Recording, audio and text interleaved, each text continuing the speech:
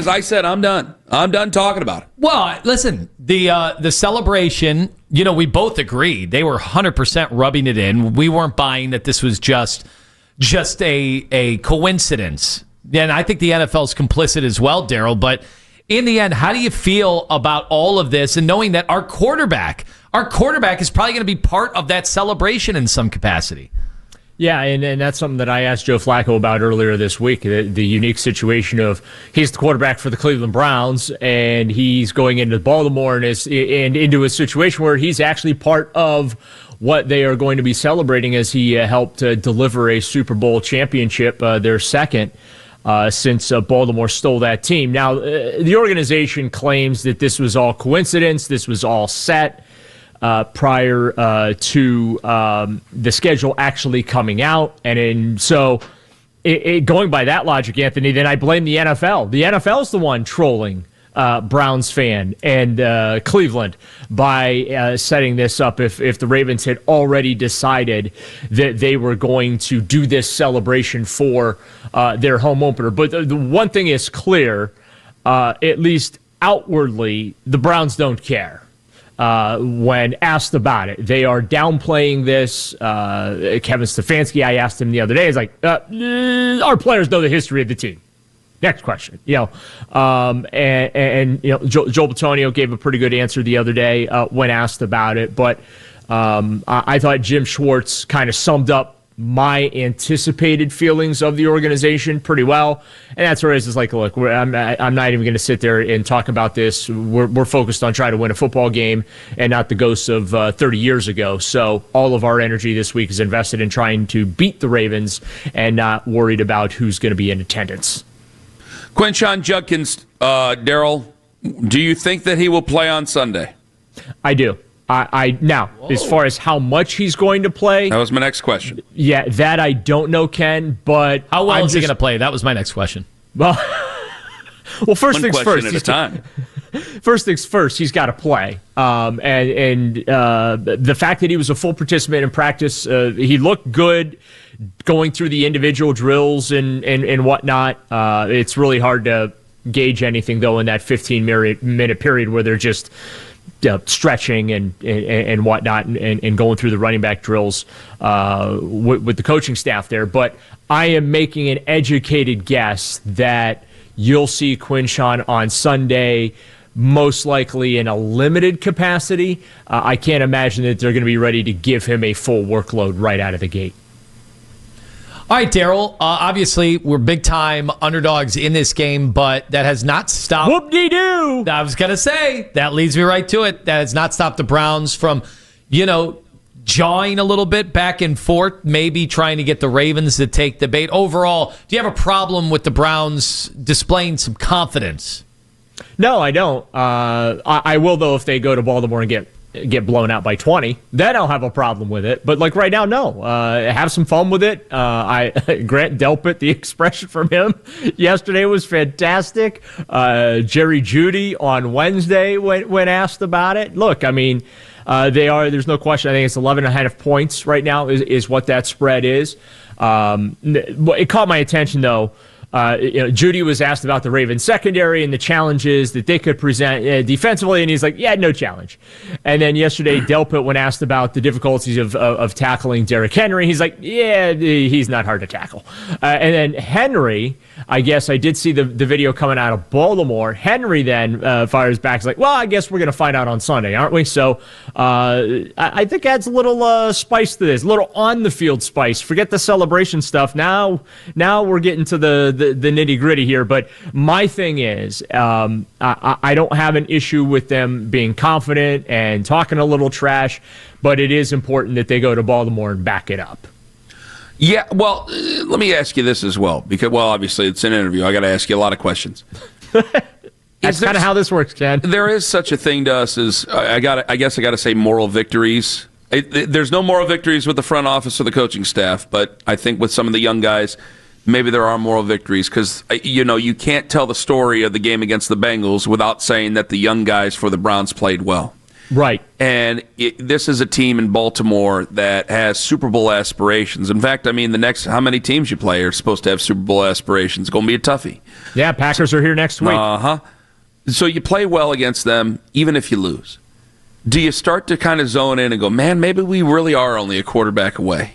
Maybe we really are only the most important position away. Or do you go, well, depending on how Joe Flacco is, maybe things are a little bit worse than what we thought, even if they are close. How do you see all that balancing out?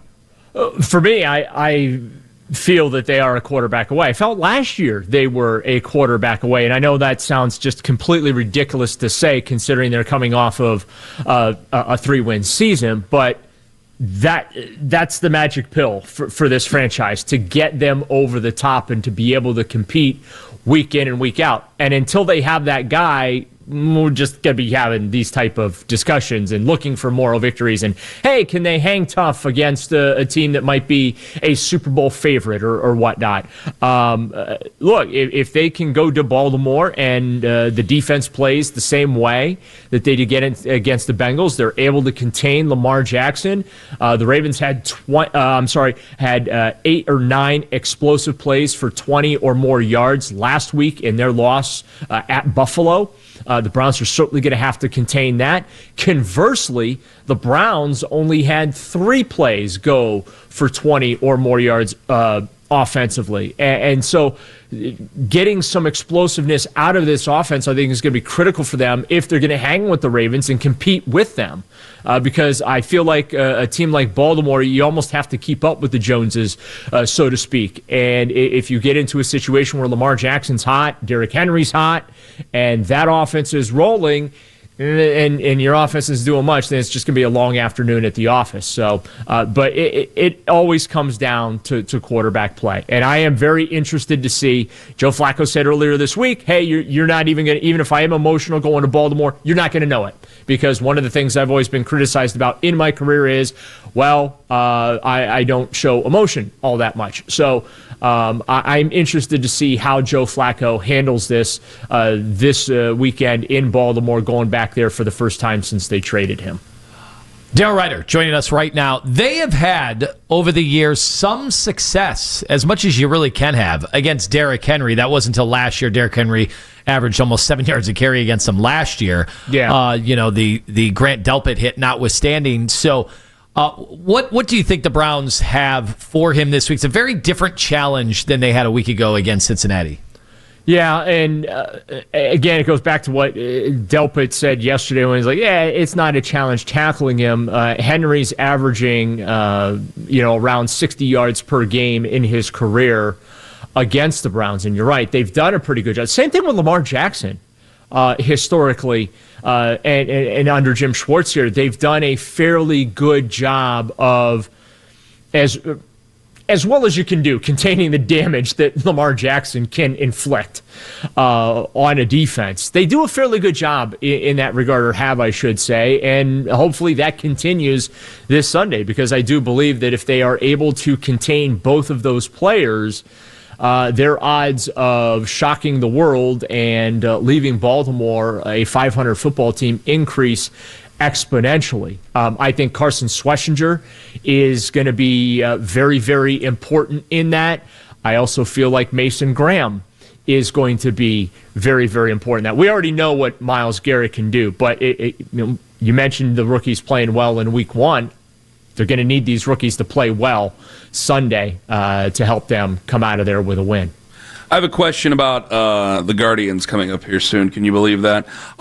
For Myles Garrett, for this defense here, what do you think? What's more important here for this football team in terms of his leadership to try to get this thing going in the right direction? Because I got a lot of people during the game on Sunday. The reason I asked this, and I didn't even get a chance to ask you this on Monday, is that I got a lot of people going, see, that's how he leads. He leads by his play on the field, and I go, I don't think that's. Well, I think that leads them off the field to get off on 4th down. Yeah. It's not the type of leadership that I expect, or that I really even think I need anymore out of Myles Garrett.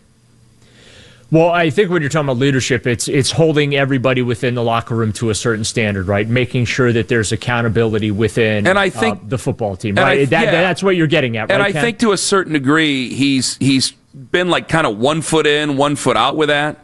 I think at times he's been frustrated with the way things go.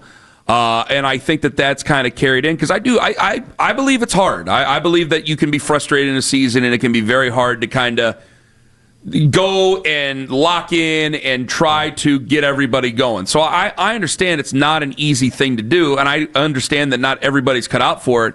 But I'm like, well, I've never accused him of not being a great player on the field, but that's still, it's not what I expect from him. But I do think that the emotional part to it has been lacking with this organization for quite a long time, and I don't know where they look in that direction other than with maybe some of the rookies or guys who are still even in college.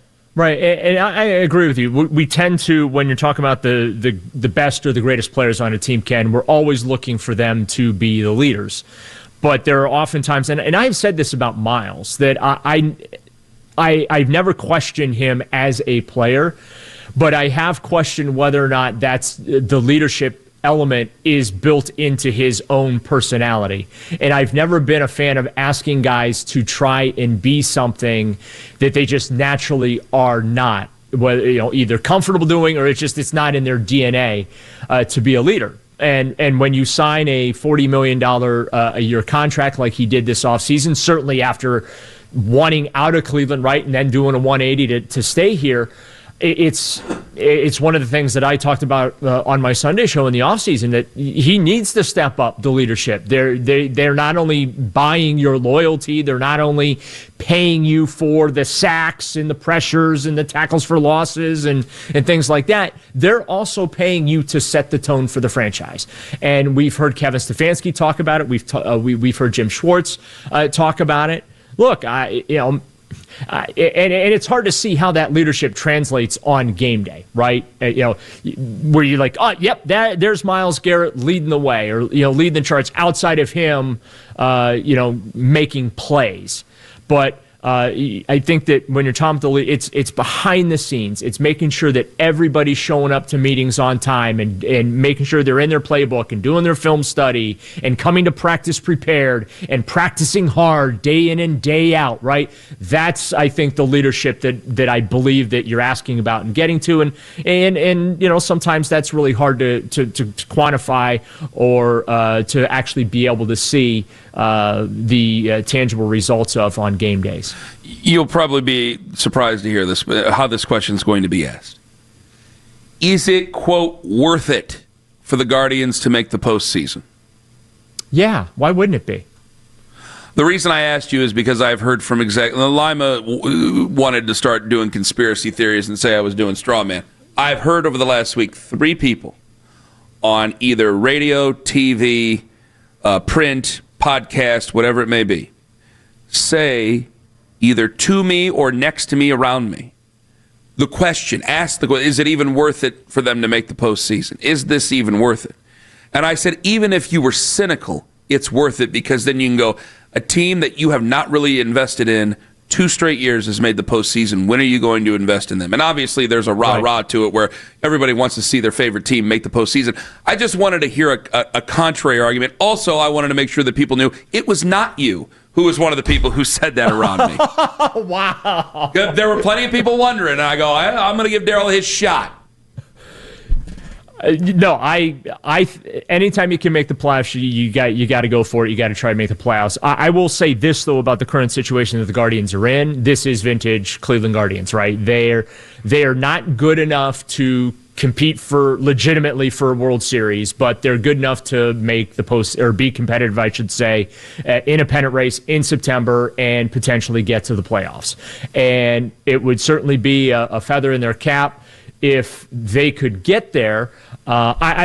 I'm not convinced that they're going to be able to do any damage in the playoffs. But I would never sit here and say that you should not want your team to make the playoffs, or that it's not worth it for your team to make the playoffs, because you play the games for a reason. And just because I don't believe that they're World Series contenders at this point, look, anything can happen. I remember the 97 Indians won like 86 or 88 games that year. They were a very disappointing team in the regular season. October came along, and it was one of the most magical October rides you could have, from coming back to beating the Yankees in the division series, beating the Orioles in the ALCS, and stretching that thing all the way to a Game 7 against the Marlins there. So you get in the tournament, anything can happen. And so it's always worth it to at least get in the tournament. Daryl, thank you very much for the time. All the very best, and we'll talk to you on Monday, hopefully after a big win, and we get to, rub their noses in it. Their beaks in it, if you want to use bad puns or whatever. I don't know. Ooh, I like that. Look forward to it, guys. Enjoy the football this weekend. All right, Daryl Ruiter, keeping it sexy. He's brought to you by Scheib & Jewelers, Cleveland's premier jewelry store.